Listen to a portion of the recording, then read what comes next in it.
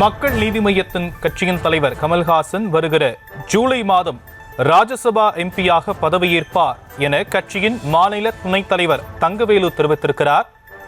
வடகோவை பகுதியில் அண்ணல் அம்பேத்கர் திருவுருவ சிலைக்கு மாலை அணிவித்து மரியாதை செலுத்திய பிறகு செய்தியாளர்களை சந்தித்தவர் இதனை தெரிவித்திருக்கக்கூடிய நிலையில் விவரங்களை செய்தியாளர் அருண் வழங்க நாம் கேட்கலாம். அருண், அவர் மேலும் என்னென்ன விஷயங்களை சொல்லியிருக்கிறார்?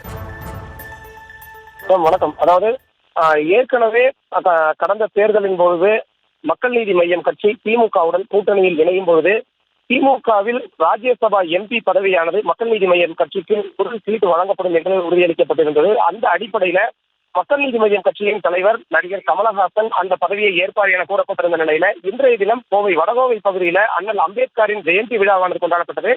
அந்த அம்பேத்கரின் திருவுருவ சிலைக்கு மாலை அணிவிப்பதற்காக மக்கள் நீதி மய்யம் கட்சியின் சார்பில் அக்கட்சியினுடைய துணைத் தலைவர் தங்கவேலு தலைமையில் கட்சியினர் வந்திருந்தார்கள். அதைத் தொடர்ந்து அவர் செய்தியாளர்களை சந்தித்தார்.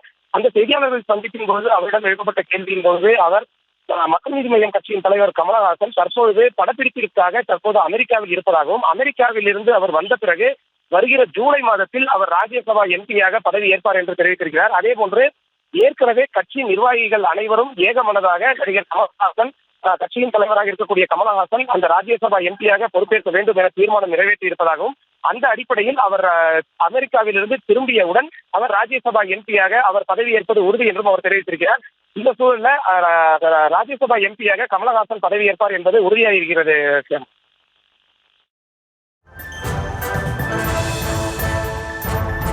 விவரங்களுக்கு நன்றி அருண்.